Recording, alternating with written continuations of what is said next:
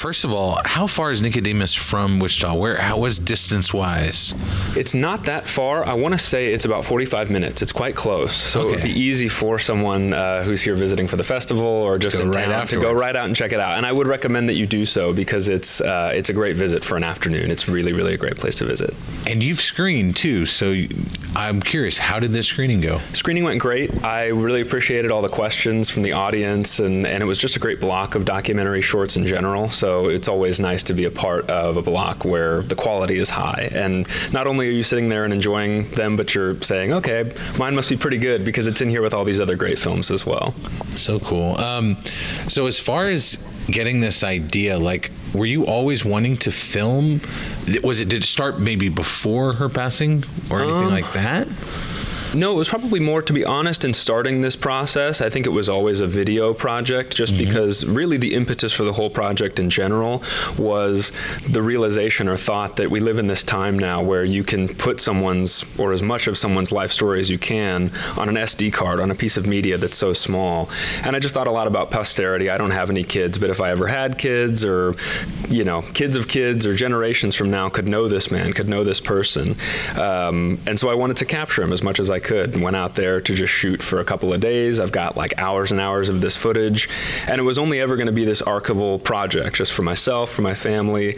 And during the process of editing, I was sort of like, oh, okay, maybe there's something a little bit more universal here. There's something that could have a little bit broader appeal. Was there anything that struck you as surprising, like you weren't aware of that?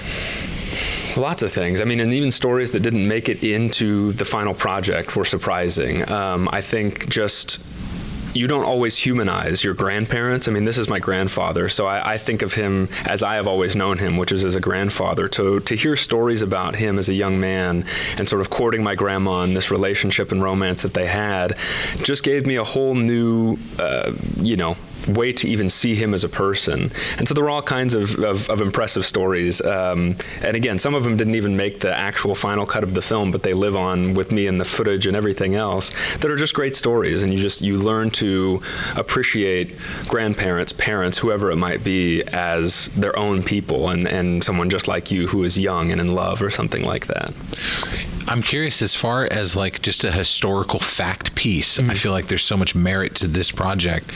What does that mean to you, that there is something even legacy bigger than this? Yeah, that's a big part of, I think, the potential for legacy bigger than the project itself was a big part of what made me decide to make this a full-fledged project.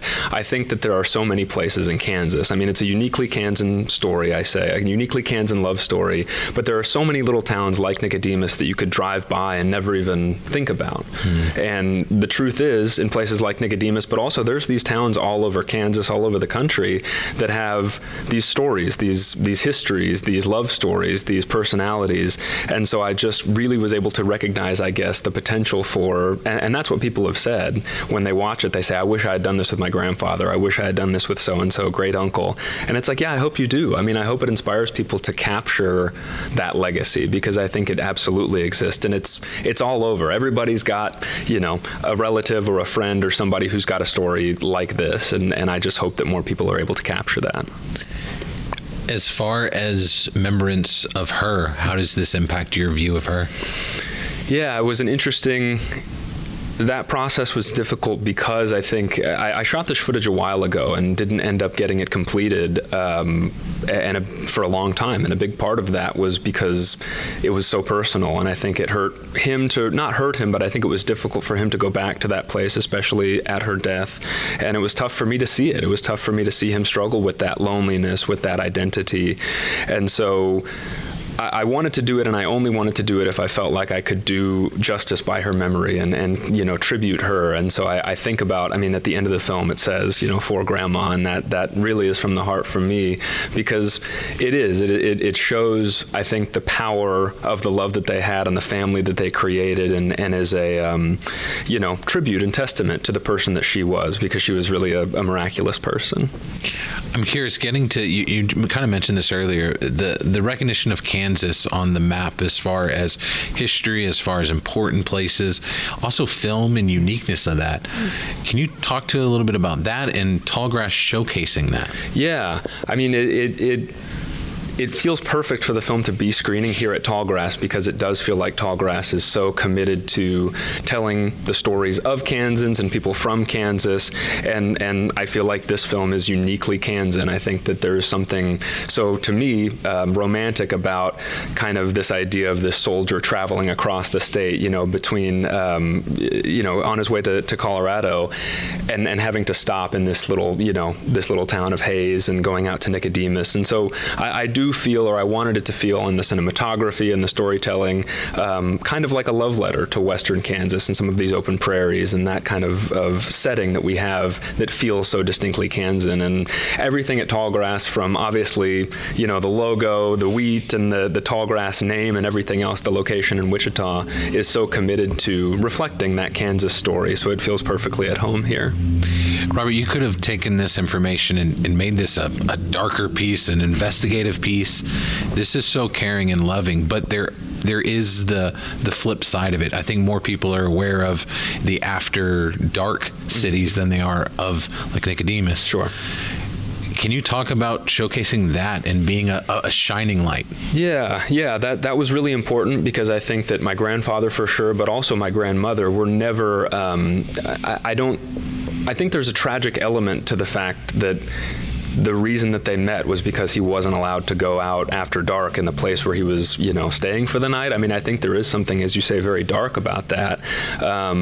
But the fact of the matter is that it resulted in him meeting, the love of his life. And so I wanted it to be hopeful. I didn't want it to be, again, investigative or dive into that. And really it only makes up one line of the whole project where he just happens to mention it. And even as he says it, you wonder how much it even registers with him, because it's something that he grew up in. He drank out of colored water fountains next to white water fountains. I mean, and that is the connection I wanted to show, I guess, was how even in a few generations the world can change so much. And I felt that it would be more effectively executed to reflect the relationship as what it was, which was this beautiful thing that happened to come out of these circumstances that were maybe perhaps not so beautiful. You said there was a hiatus from finishing this and getting to do this. What does it mean now that you've made it, you've shown it, it's out there? Yeah, it feels great. It feels great to have it completed. It was something that I never expected it to come together like this at all and be a completed project. I thought it would just be hours and hours of footage. And so, from the time that I decided I'm going to actually try to cut this down into something, and now to having it screen and be applauded by people or whatever, there was a lot of doubt. There was a lot of uncertainty. I didn't want to be exploitative of my family member, of my grandfather. I wanted to do right by his legacy. And so I would edit it and step away from it for a while and then come back. And, I just knew I wouldn't show it if it wasn't right, if it wasn't just what I wanted. And he was ultimately the one that gave the thumbs up. He loves it. He's seen it a handful of times. And when he first saw it, he just watched it over and over again, I think, because he could see that it was a tribute to her and that it was a testament to their love. So it was a long process, but ultimately worth it. And it feels better than I can say to have it done and to have him love it so much. That's so cool. Yeah. I'm curious, as far as taking this to your next project, what is the next step for you? What can we look forward to? And also, can people find this? Where can people find this? Yeah. So this for me is a project that has been kind of my back burner project for a long time. I've worked through a lot of other projects, that have been important to me, but this one has always been so important that it's like I can't focus on anything else. This needs to be it. So to finally have this done is the first time for me in a long time that I've kind of had, a clear docket. So I'm writing again. I mostly do narrative work. It's actually rare for me to do documentary. So I'll be back into narrative, writing a feature, writing shorts, trying to continue to produce stuff. And yeah, this it's currently private or password protected because of the festival circuit or whatever, but anyone is welcome to reach out to me at, robert@brogdenproductions.com. I'm Robert Brogden _ on Instagram, and I'm happy to send out a private link to anybody who would like to see it if you weren't able to catch it at the festival. Well, Robert, I was one of my favorite, festival moments is seeing this beautiful love story. Thank you. So thank you for taking the time to make it. It's wonderful. Thank you. I appreciate it. Yeah, thank you so much for your kind words.